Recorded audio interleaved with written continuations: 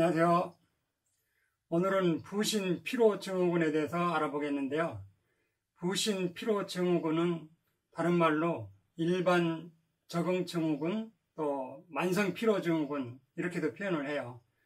부신은 콩팥 위쪽에 꽃갈콘처럼 된 작은 그런 기관인데 각종 호르몬을 분비하는 기관이에요. 그래서 구조를 보면 겉부분은 피질이라고 하고 안쪽은 이제 수질이라고 하는데, 수질 쪽에서는 보통 아드레날린, 또 노르에피네프린 이런 호르몬을 분비해주고, 피질은 알도스테론, 또 코티솔 이런 호르몬을 분비해주거든요.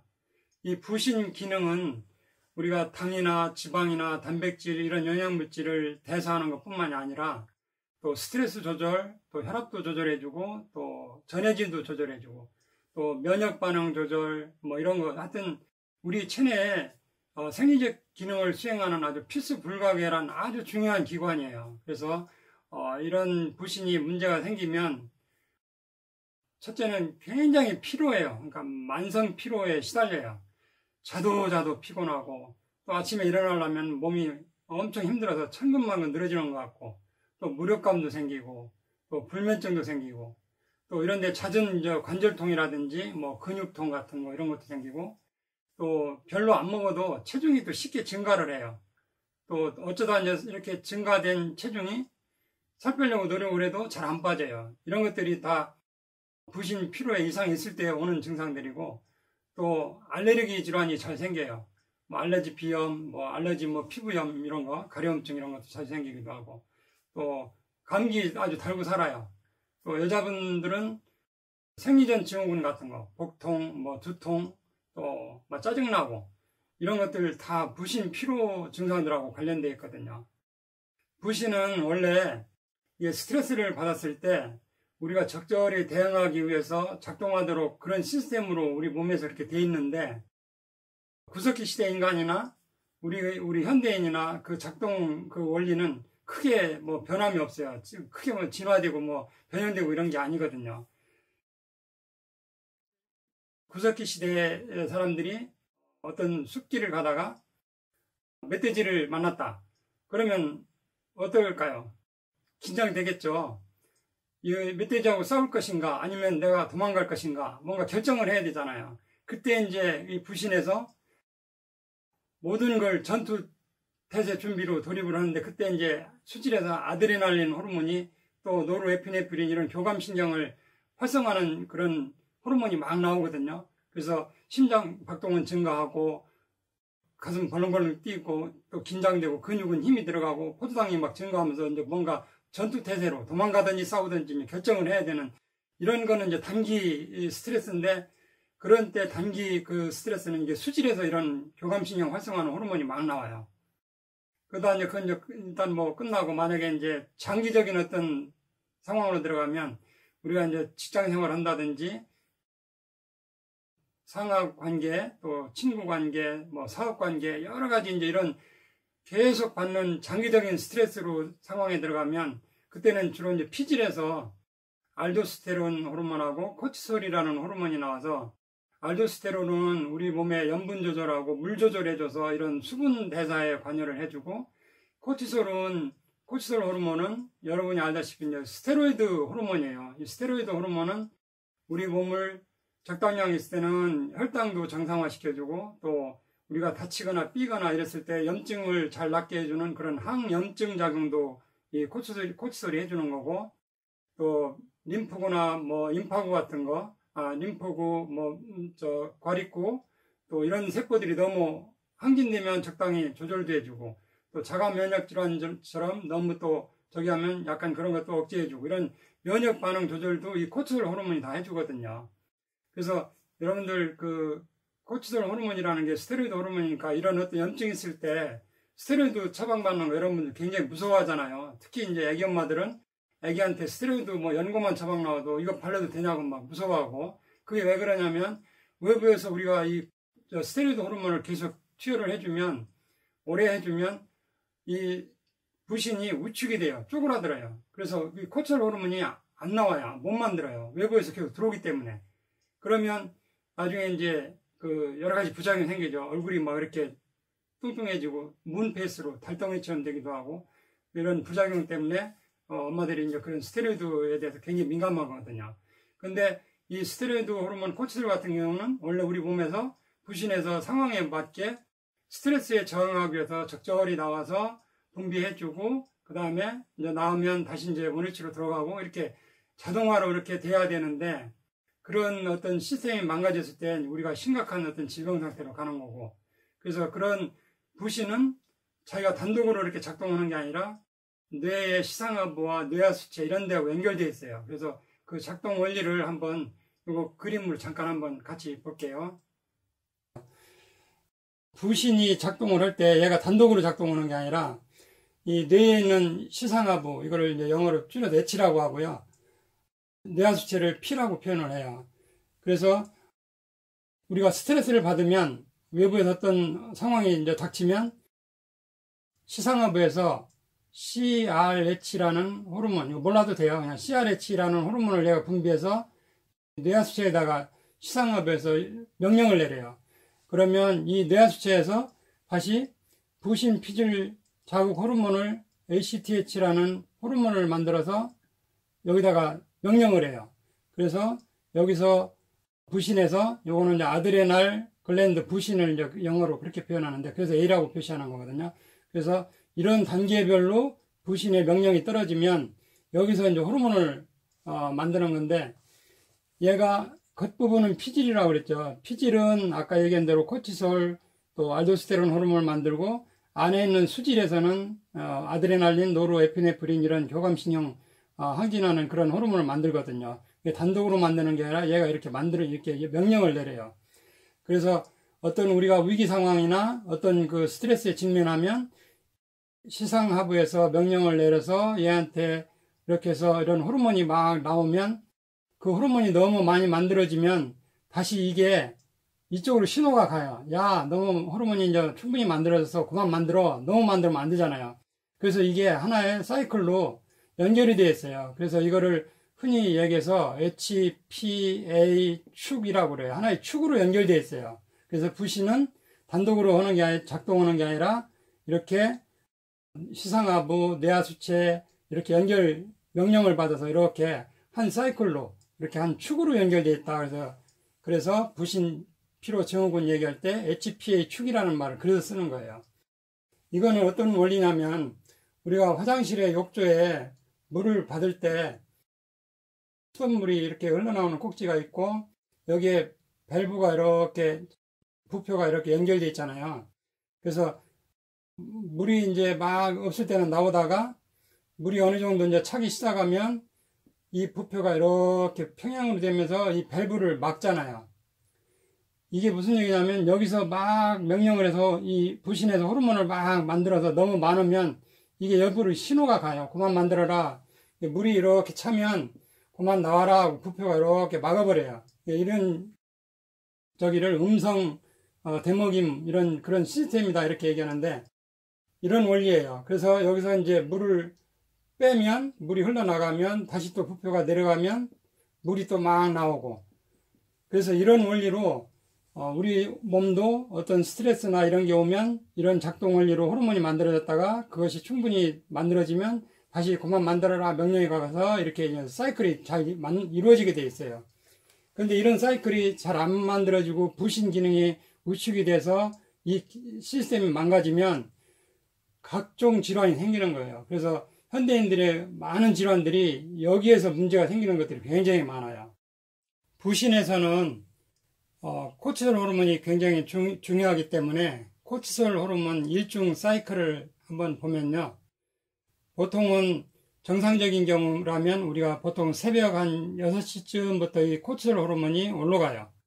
올라가서 7, 8시쯤 되면 최고 피크가 되면서 점점 다시 좀 줄어들고 저녁 때 되면 우리가 또 좀 낮아져서 수면 상태에 쉽게 들어가게 하고 다시 이제 아침 되면 또 이렇게 올라가고 이런 하루 사이클이 이렇게 되는 게 보통 정상이거든요.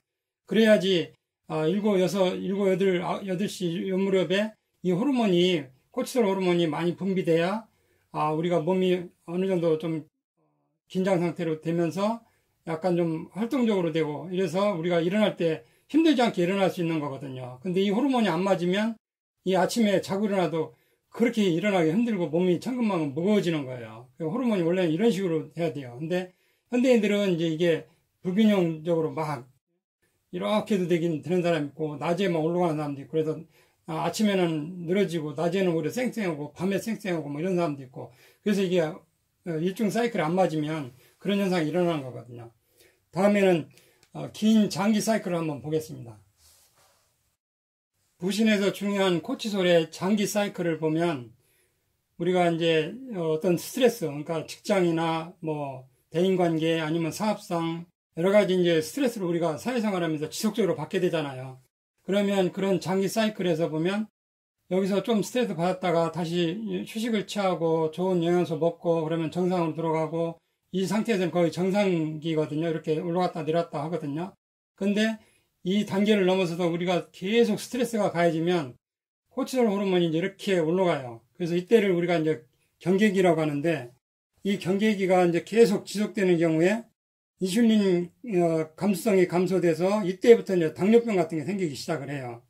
또 물이나 나트륨 이런 것들이 저류되고 또 증가돼서 고혈압이 발생하기도 하고 또 칼슘 흡수가 차단되어서 골다공증도 생기기도 하고 또 허리 부분에 지방이 축적되고 에스트로겐 우세증도 이 상태에서 이 단계에서 많이 생겨요. 생리전 증후군도 마찬가지고 자궁 근종 뭐 유방암 발생한다든가 하는 것도 다 지속적인 스트레스로 이런 코치솔 호르몬이 이렇게 많이 증가될 때 경계기에 그런 질환이 많이 생기고 그러다 보면 그런 걸로 인해서 짜증나고 그러면서 신경계 질환까지 이제 생기거든요. 불면증, 우울증 이런 신경계 질환도 이 시기에 많이 생겨요.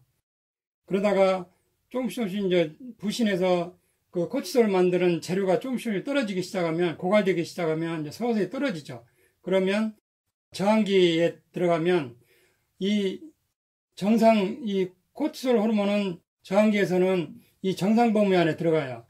그러나 각종 여러 가지 이 코치솔이 줄어들면서 프로게스테론이라든지 DHA 호르몬 대신해주는 DHA 호르몬 같은 거는 뚝 떨어져요. 그래서 여기서 호르몬 언밸런스가 생겨요.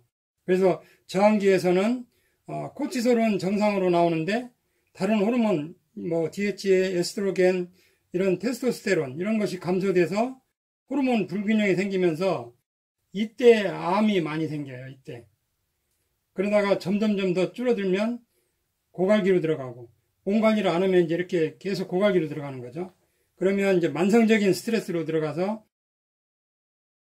코치솔 분비가 거의 일어나지 않고 또 스트레스에 대한 대응이 제대로 되지 않기 때문에 각종 염증 질환 생기고 면역력이 뚝뚝 떨어지기 시작하죠. 그러다가 어느 날 이제 더 관리를 안 하고 과로하고 무리하고 그러면 거의 뭐 정지기로 가는데 이때는 부신이 완전 탈진되어서 심혈관이 완전히 와해돼서 사망할 위험이 굉장히 높아지는 거죠. 그래서 가끔 뉴스에 어느 뭐 공무원이 업무상 과로로 갑자기 사망을 했다. 그런 게 이제 이런 상태예요. 그 업무가 계속 지속되니까 단기에 뭐 예를 들면 홍수가 나서 그거를 정부에서 마무리 뭐 이렇게 여러 가지 처리를 하다가 잠을 못 자고 이러다 보니까 업무상 과로로 이게 이제 급격하게 진행이 되는 거죠. 그래서 이럴 때 이제 우리가 잘못하면 그렇게 업무상 과로사 하는 경우도 이런 경우예요. 다 코치솔이 다 고갈돼서 단기에 너무 무리하고 스트레스를 받았기 때문에. 여기 화면을 한번 잠깐 보면요. 콜레스테롤에서 부신에서 만들어지는 여러 가지 합성되는 호르몬인데요. 그 관계를 보면 콜레스테롤은 우리 몸에서 뭐 담즙산도 만들고 성호르몬도 만들고 뭐 비타민 D도 합성할 때 필요하고 여러 가지 용도로 쓰인다고 했잖아요. 그래서 콜레스테롤은 고지혈증 약을 먹는 분들 사실 좀 말라 있거나 뭐 심장질환 없거나 이런 분들 사실 이거 좀 높다고 고지혈증 약 막 먹으면 이런 호르몬이 안 만들어져서 여러 가지 손해가 더 많아요. 간 수치도 올라가고. 그래서 지난번에도 제가 혈관 청소에서 말씀드렸듯이 콜레스테롤을 먹어야 될 사람은 전 국민의 한 5% 정도밖에 안 돼요. 심장 수술을 했다든지 아니면 체질적으로 유전적으로 높은 사람들, 그 외에는 나이가 너무 많거나 또 너무 말라있거나 이런 분들은 사실 이 콜레스테롤 고지혈증약 먹을 필요가 없어요. 부신에서 이 콜레스테롤을 가지고 이런 여러 단계를 걸쳐서 이렇게 알도스테론이라는 부신 피질 호르몬을 만들고요.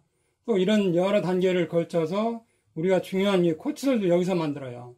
그 다음에 DHEA라는 호르몬도 만드는데 얘가 왜 중요하냐면 여성분들은 보통 그 난소에서 여러 가지 여성 호르몬을 만드는데 난소가 보통 빨리 퇴화되고 얘가 일찍 먼저 퇴화되고 5년에서 10년 정도 먼저 퇴화가 돼요. 퇴화된 다음에 나머지 여성 호르몬 역할을 해주는 게 이 DHEA가 여성 호르몬 역할을 대신 해줘요. 그러니까 여성들은 이 호르몬이 굉장히 중요하죠. 난소는 다 퇴화되고 기능이 다 돼서 여성 호르몬을 대체해주는 게 이건데 부신 기능이 약하면 부신이 얘를 못 만들죠. 그러면 갱년기나 폐경이 빨리 오는 거예요. 난소는 이미 5년, 10년 전에 퇴화됐고 나머지 한 5년, 10년은 이 부신에서 만드는 호르몬 가지고 여성 호르몬 역할을 해주게끔 해야 되는데 부신이 과로나 스트레스로 부신이 망가져버리면 부신 기능이 떨어지면 이런 어떤 폐경이나 갱년기 이런 것이 더 빨리 오는 거죠. 왜 그러냐면 얘 DHEA 여기서 몇 단계를 걸쳐서 이렇게 해서 여성 호르몬 에스트라디올 여성 호르몬도 만들고 마찬가지로 남자들도 여기서 남성 호르몬이 나오는데 만들어지는데 그래서 부신 기능이 약해지면 콜레스테롤을 재료로 해서 이런 호르몬이 잘 안 만들어지니까요. 굉장히 부신에서 중요한 역할을 하는 거죠. 여성의 경우는 DHEA하고 테스토스테론을 분비하는 유일한 기관이 부신이고 또 남성의 경우도 DHEA하고 프로게스테론 만드는 유일한 기관이 부신이에요. 그래서 부신 기능이 저하되면 갱년기 증상도 심화되고 남자들 같은 경우 성욕도 저하되고 성기능도 떨어지고 그래서 발기부전약을 암만 먹어봐도 효과가 없다. 그런 분들은 이런 부신을 살리는 그런 영양분을 충분히 보충해 줘야 돼요. 부신은 갑상선에도 영향을 주는데요. 코티솔 호르몬이 갑상선 자극 호르몬 생성과 또 갑상선 호르몬 활성화 이런 데 관여를 하기 때문에 그래요. 그래서 우리가 스트레스를 지속적으로 받으면 아까 얘기한 그 HPA 축에서 이런 명령을 걸쳐서 부신해서 코티솔 호르몬을 만든다고 그랬잖아요. 또 한쪽에서는 이런 스트레스를 받으면 시상하부에서 이런 명령이 떨어지면서 뇌하수체에서 갑상선 자극 호르몬이 만들어지는데 이게 코티솔이 여기에 관여를 해요. 그래서 만약에 부신 피로가 너무 오래돼서 부신이 저하돼서 이런 코티솔 호르몬이 안 만들어지면 여기서 이 TSH가 저하되면서 갑상선 호르몬이 안 만들어져요. 그리고 갑상선 호르몬은 T4 형태가 있고 T3가 있는데 우리가 작동을 하려면 T3로 전환이 돼야 되거든요. 이게 활성형이에요. 이걸로 바뀌어야 되는데 얘가 부족하면 여기서부터 막히면서 이것도 활성화가 안 돼요. 그래서 갑상선 호르몬 약을 처방받는 사람들 보면 신지로이드나 이런 거 처방받는데 처음에는 낮은 단계로 먹다가 안 되면 또 양을 자꾸 늘려요. 이게 왜 그러냐면 부신이 고갈되면 이 호르몬 양을 투여를 해도 잘 작동이 안 되니까 호르몬 양을 늘릴 수밖에 없어요. 갑상선 그 약의 함량을 높이는 수밖에 없어요. 그래도 잘 안 돼요. 그래서 갑상선 저하로 약을 먹어도 호전되지 않으면 부신 기능 이 저하를 생각해서 이쪽을 다뤄야지 자꾸 약만 자꾸 먹는다고 해도 뭐 먹어봐야 더 이상 효과가 없어요. 갑상선 기능만 더 자꾸 부신 기능만 더 악화되는 거거든요. 그래서 갑상선 약 드시는 분들은 갑상선 약만 생각하지 말고 부신이 저하되면 이렇게 해도 되는구나 라는 거 생각을 해서 혹시 갑상선 약 처방 받으시는 분들 약으로 잘 조절 안 되고 그러면 약국에 가셔서 이런 걸 상담하세요. 내가 약을 먹어도 잘 안 된다, 조절이 안 된다. 그럴 때는 이제 부신 쪽을 생각해서 부신을 살리는 여러 영양소, 영양제 이런 거를 좀 보충해서 드셔야 돼요. 그래서 지금까지 살펴본 것처럼 현대인은 무한경쟁 시대에 살고 있잖아요. 엄청난 스트레스, 본인도 모르게 하루 일과 중에 계속 스트레스를 받고 있는데 우리는 그거를 의식을 못하는 거죠. 늘 하던 거니까 아침에 일찍 일어나서 어디 출근해야 되고 직장에서 업무에 과로에 계속 뭔가를 해야 되고 하니까 이게 계속 긴장 상태거든요. 그래서 이런 현대인들은 우리도 모르게 무의식 중에 계속 우리한테 스트레스가 오는 거예요. 근데 우리는 그 의식을 못 하는 거죠. 그런 스트레스가 계속 되다 보니까 부신 기능이 점점 약해지면서 아까 얘기한 대로 경계기에 나타나는 고혈압, 당뇨, 또 여러 가지 저항기에 나타나는 암질환이라든지 또 정신신경계 질환, 불면증, 우울증, 이 부신 기능이 떨어지면 나중에는 또 장누수 증후군까지 와요. 다음에 제가 장누수에 대해서 말씀드릴 건데, 장누수 증후군까지 오면 거기서 노폐물이 혈액으로 흘러들어가면서 모든 그 어떤 알러지, 아토피 이런 만성 현대인의 어떤 잘 고쳐지지 않는 여러 가지 만성질환 상당 부분이 이 부신 기능 저하에서부터 시작되는 경우가 상당 부분 많이 차지해요. 그래서 현대인들은 무한 경쟁 시대에 살고 있다 보니까 이런 질환이 굉장히 많이 늘어나요. 근데 병원에 가도 모든 검사를 다 해봐도 사실은 별 수치상으로는 이상이 없는 경우가 많아요. 이런 질환들 보면.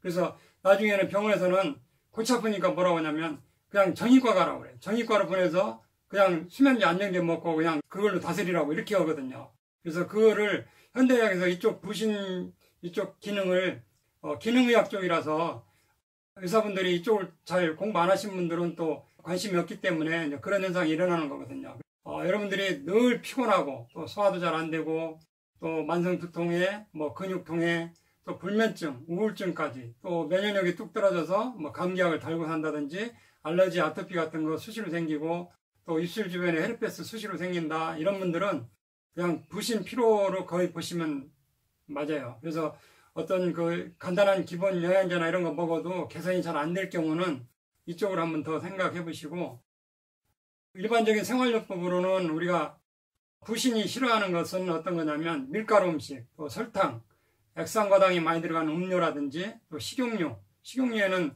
오메가6가 많아서 오메가3하고 균형이 안 맞는다고 말씀드렸죠. 그 다음에 과로, 또 스트레스, 운동 부족도 원인이 되기도 하고, 또 지나친 운동을 하면 그게 또 너무 스트레스가 돼요. 그래서 부신이 이거 싫어해요. 너무 지나친 운동을 하는 것도 싫어해요. 그래서 운동도 적당히 해줘야 되고, 또 커피라든지 카페인 많이 들어간 음료라든지 인스턴트, 술, 흡연 이런 것들은 다 부신이 싫어해요. 그러니까 이런 거는 내가 많이 만성적인 피로가 있을 때는 이런 음식도 좀 조심을 하고, 그 다음에 부신이 좋아하는 거는 적당한 과일이나 또 신선한 야채, 또 견과류, 생선류, 또 무엇보다도 적당한 휴식, 그 다음에 명상, 또 안정 이런 것도 좀 해주셔야 되고, 그래도 잘 안 될 때는 이제 여러 가지 항산화제를 드시는 게 좋은데, 항산화제는 이렇게 좀 비타민 C나 이런 낮은 단계보다는 이럴 때는 좀 OPC, 소나무 껍질에서 추출한 이 OPC라는 그런 굉장히 항산화력이 좋은 제품들이 있거든요. 좀 비싸더라도 그런 걸 좀 드시고, 또 비타민 B 복합제도 필수적으로 드시는 게 좋고, 오메가3라든지 또 칼슘, 마그네슘 같은 또 미네랄 제품 이런 거를 좀 충분히 드셔야 되는데, 저희들은 이제 보통 삼총사, 부신 삼총사 해가지고 한 3가지 정도를 많이 권해드려요. 약은 조금 비싸더라도 내가 만성 피로에 시달린다 그러면 그런 것도 좀 더 적극적으로 한번 드셔보시고, 한방에서는 이게 보통 이제 육미나 팔미 이런 게 이제 신장 쪽에 관련된다 해서 육미, 팔미 이런 것들을 많이 쓰고요. 그 이외에도 이제 체질에 따라서 본인이 어떤 그 체질에 적절한 처방을 받아서 한방과 이런 그 영양물질하고 같이 혼합을 해주시면 만성 피로에 굉장히 도움이 돼요. 혹시 이제 만성 피로에 시달리시는 분 계시면 그런 방법을 한번 찾아보세요. 오늘은 부신 피로 증후군에 대해서 말씀드렸고요. 다음에는 장누수 증후군에 대해서 말씀드려 볼게요. 오늘 천약사의 건강과 양이야기는 여기서 마치겠습니다. 감사합니다.